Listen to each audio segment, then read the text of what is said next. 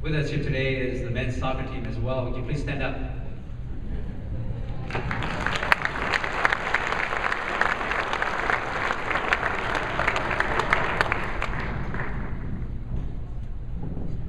Rafael came from Sao Paulo, Brazil, so you're gonna have to bear with me. He flew here several thousand miles, and I've taken the liberty to write something about him that is going to take beyond the 3 minutes that we've been allotted. So bear with me. Rafael De Cicco. The induction of Rafael De Cicco into the FPU Athletics Hall of Fame is not about numbers, accolades bestowed upon him as a student athlete, or even accomplishments on the soccer field. It's about God's calling pilgrimage with him, a young man that had no idea what he was getting into in attending Fresno Pacific College to play for Coach Ben Norton.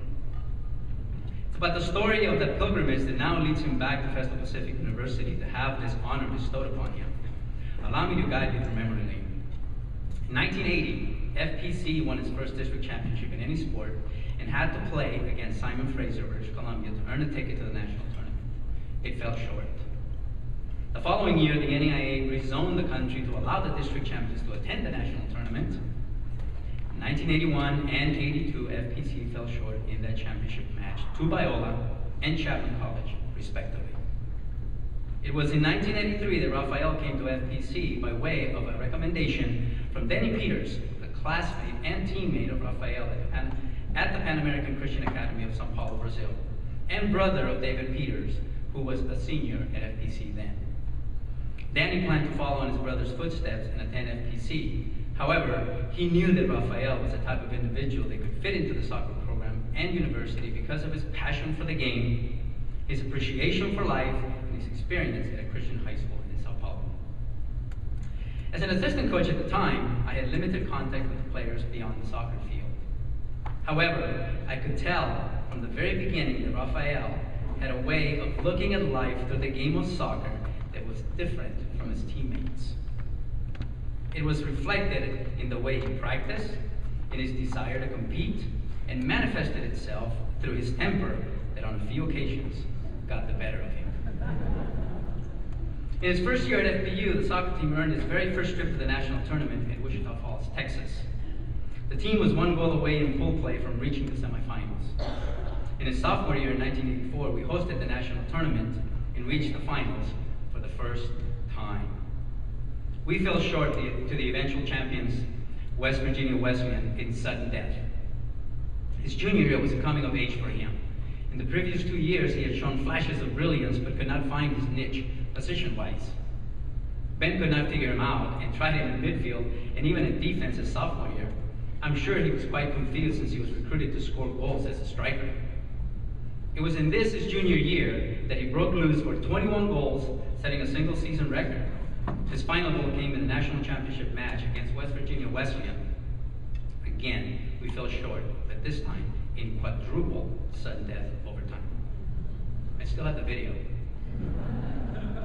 It was quite a remarkable experience.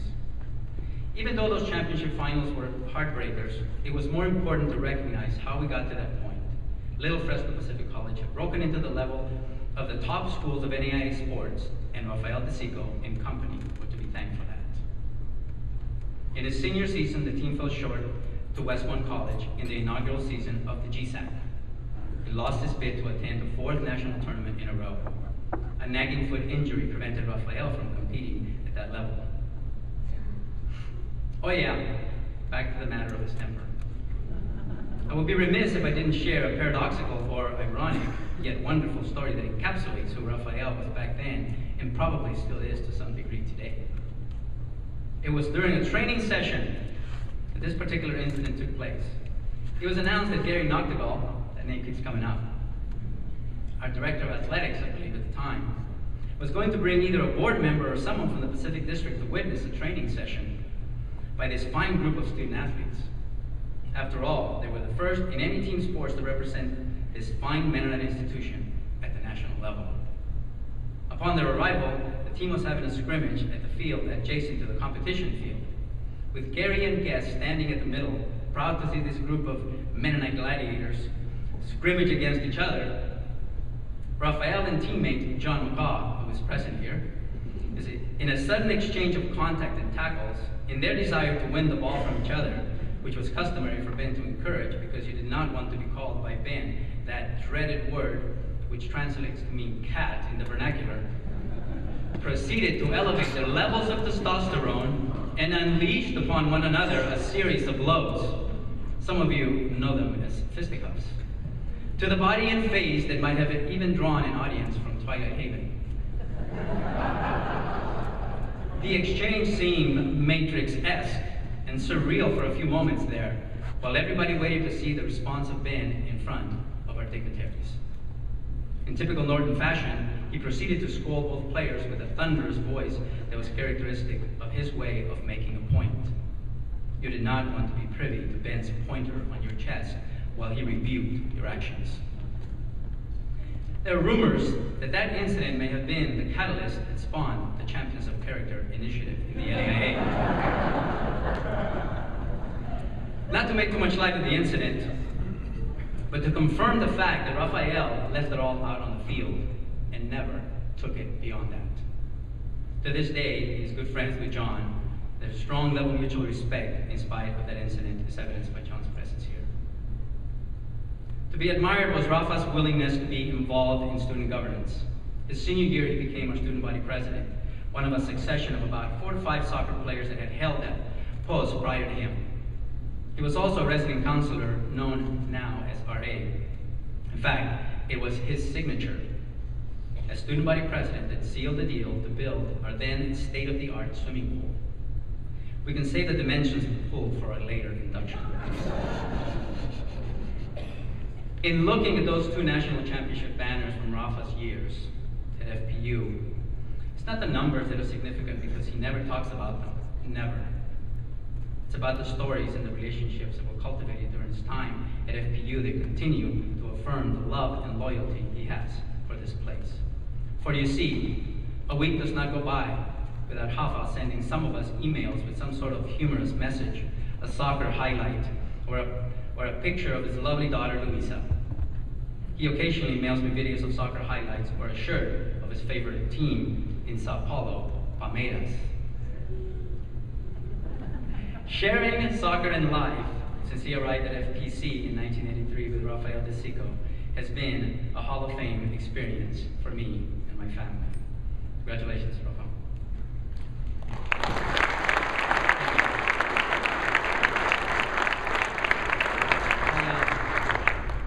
I emailed Ben Norton with the news of this event and asked him to share a few words, and this is what he wrote. Rafa, well, he was, and probably is, a paradox. He was a genuine rascal, a delight to coach, and a coach's nightmare. He was quite the package. Only guy I coached who insisted on wearing the lucky white shoes. You did not wear white shoes in the 70s and 80s in soccer, folks. He was the epitome of a great striker who could take on a game and win it despite a terrible day from the rest of his teammates. He was bright and looked at life through a different lens. Not just because he was Brazilian, but because he cared about things deeply and had a pleasant intellectual streak that was a contrast to teammates who did not see the responsibilities of life like he did. He was not afraid to question the status quo. He will never be remembered for striking back and playing defense, but could if he had to. And he was a consummate player at cheating in that most revered game of Sunbirds soccer players, bull. Just the exercise of remembering Rafa. Remembering Rafa brings a smile to my face. Congratulations, writes Ben Norton. With the family and friends of Rafael De Cicco, please stand for the reading of his Hall of Fame citation.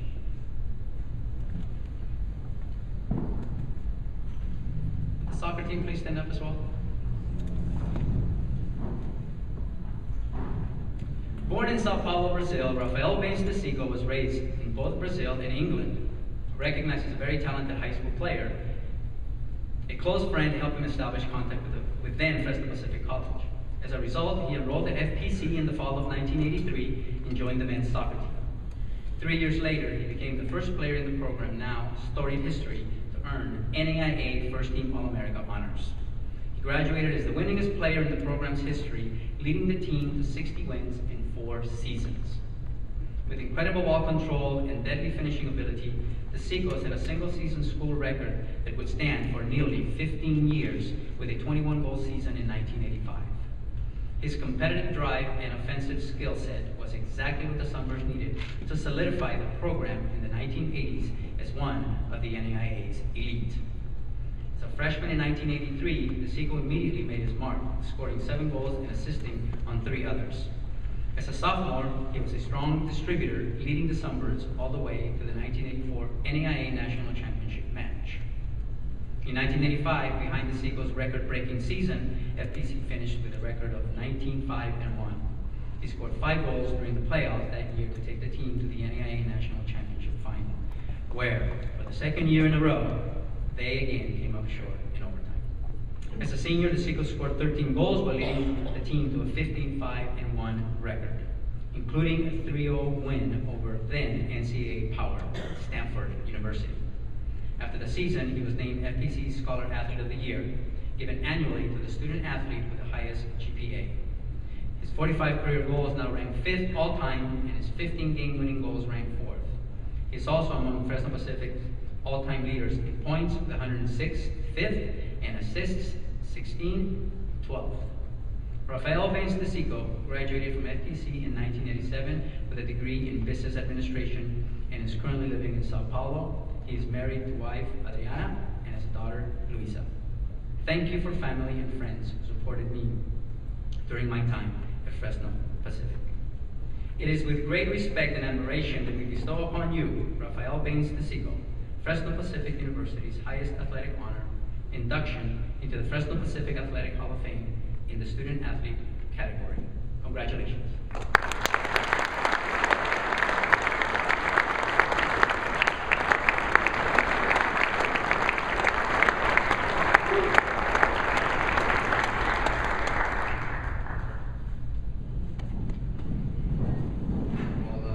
Jaime, thank you for those kind words. Actually, you told 2/3 of my stories. So I'm basically going to go down to the thank yous.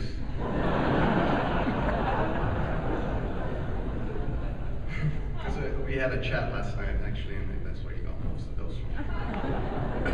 Well, I got to start with my mother, who's here. I've got to thank her for being through the,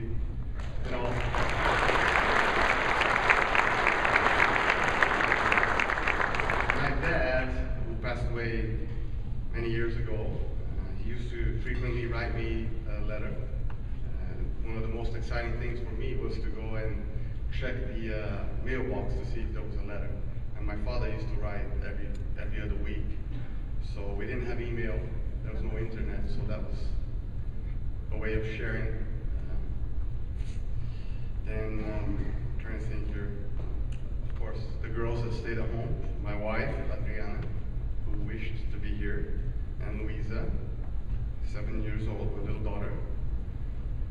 Also my teammates, a few that are here. Andy Von Steeg, John McCall, maybe we can wrap it up afterwards. I have to say something to the bird watchers. I don't know if you guys remember the bird watchers, but they were people that used to cheer you on and give you little presents, and when you're far away from home and you get a little sweet or a candy, it's very sweet. Ben Norton for making me run. I guess I never ran so much in my life. And then to compensate Ben Norton, we had Ken Fox, which is probably the sweetest coach you could have. He was always encouraging you and telling you you were the best guy out there. I have to thank the Ramirez family, Jaime, Laura Beth, all the kids, and now the grandson that I ended up getting to know yesterday. So that was good. John Baumgartner was my roommate for a long time. John Dakarmanji, he's not here. Marcel and Daniel Lee, Alex Hiza. The Von Steegs, Von Steeg father was the pastor at United Methodist Church, St. Luke's. The community was very supportive when I used to go to St. Luke's United Methodist. So if you got a chance, say thank you to David and the teachers and staff. I have Dalton Reimer. I also spoke to Paul Taves today a little bit. I spoke to Gary Noctigo, people that made a mark in me. I have to thank Danny Peters, who's not here, he couldn't make it, and Cindy Sue. And Danny's one of the reasons why I'm here. He was the first Mennonite that I met, actually, and introduced me to what a Mennonite was, or is. Because I was, the school I used to go to was mainly Baptist, so I was introduced to the Mennonites. And Marcy Winans is here too. She was resident counselor. I guess overlooked or gave me a few chances. And man, so many people to thank. And also, I think that I'm here today.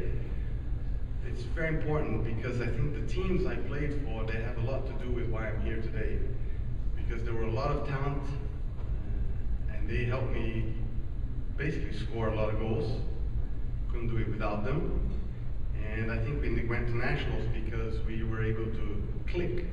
And sometimes you don't agree with everybody, or things don't, aren't always as sweet or smooth as they should go. But we just went out there and played for each other, and that's how I think we ended up going to nationals. So I'd just like to say thank you for the teams of 1983, 84, 85, and 86. So I guess that's it for me, and enjoy your dinner.